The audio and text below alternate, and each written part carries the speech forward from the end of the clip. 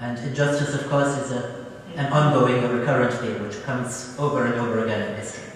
We see it very clearly in the story of Musa and Pharaoh, Moses and the Pharaoh, and we see it at other times in history, and of course injustice is continuing today, exploitation of some people by others.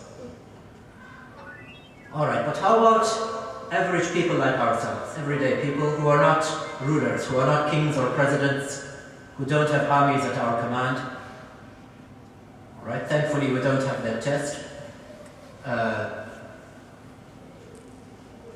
Right, it can be a difficult test to handle, to deal with. Power can get to people's heads. We don't know how we would react if we had that power.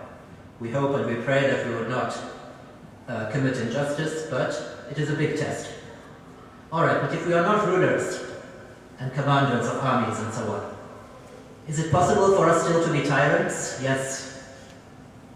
The Prophet ﷺ has said, كُلُّكُمْ رَاعٍ وَكُلُّكُمْ مَسْئُولٌ عَنْ رَعِيَّتِهِ. Every one of you is a guardian, and every one of you is liable to be questioned about those in his care. Alright, so if you are married, alright, especially as is usually the case, if you are physically stronger than your wife, then you have some power over her, potentially. She is at your mercy.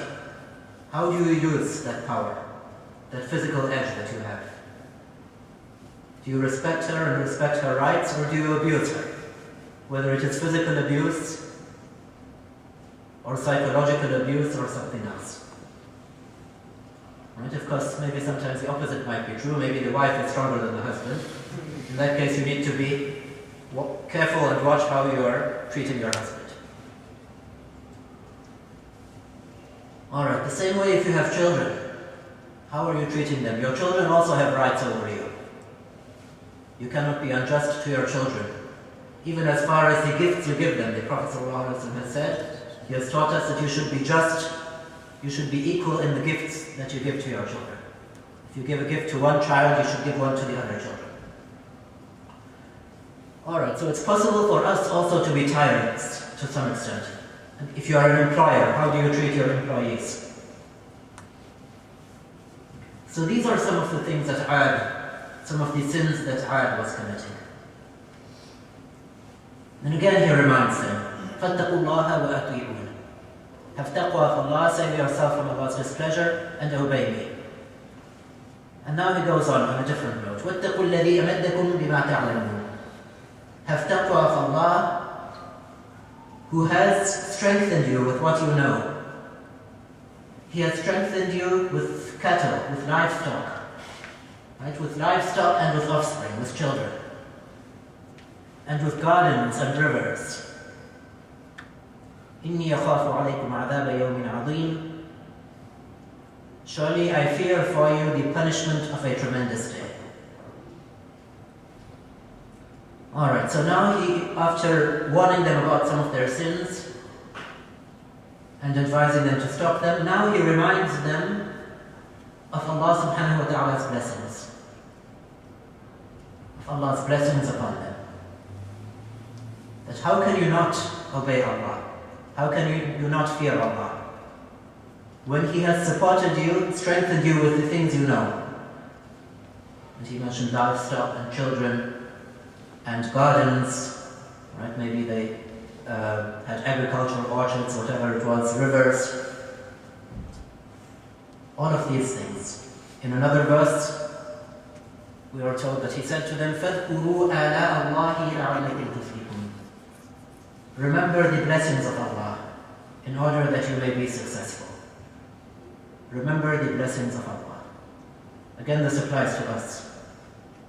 If you were to take out a blank sheet of paper and start to write down, think of all the blessings that you enjoy, that all of us enjoy. Of course, some people have more blessings than others, but every one of us sitting here in this room has many blessings that we can be thankful to Allah for. وَإِن تَعُدُّوا نِعْمَةَ اللَّهِ لَا تُحْصُوهَا. If you were to count the blessings of Allah, you would not be able to enumerate them. Right? I think most of us, if not all of us in this room, we have warm clothes, we have a roof over our heads, we have families and friends who we enjoy spending time with, who support us, who help us, give us emotional support. We enjoy different types of food and drink. We can see with our eyes. Don't forget, brothers and sisters, there are people who are blind, people who are deaf. We can use our minds. There are other people who are insane, who are considered insane, and people laugh at them because they cannot use their minds properly.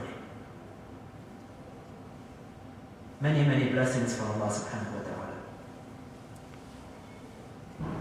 So remember the blessings of Allah. فَاذْكُرُوا آلَاءَ اللَّهِ لَعْلَكُمْ تُفْلِحُونَ. Remember the blessings of Allah so that you may be successful. What does it mean to remember the blessings of Allah? Not just to remember them, to bring them to mind, but the implication is remember them with gratitude. Be thankful to Allah subhanahu wa ta'ala. Be thankful to Allah subhanahu wa ta'ala, who has given us everything, who has given us our life itself.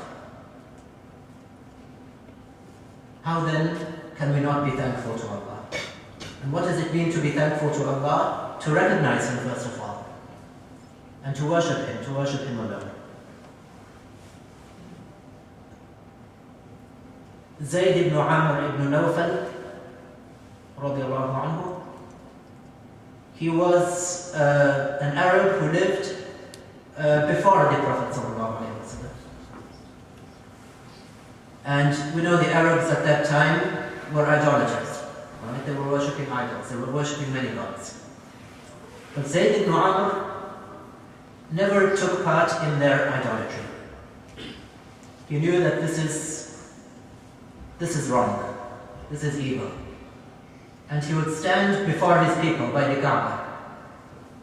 And he would say to them, "Oh my people, how can you do this? It is Allah alone who sends down the rain from the sky and causes the vegetation and the crops to grow. And the cattle eat this and grow from there.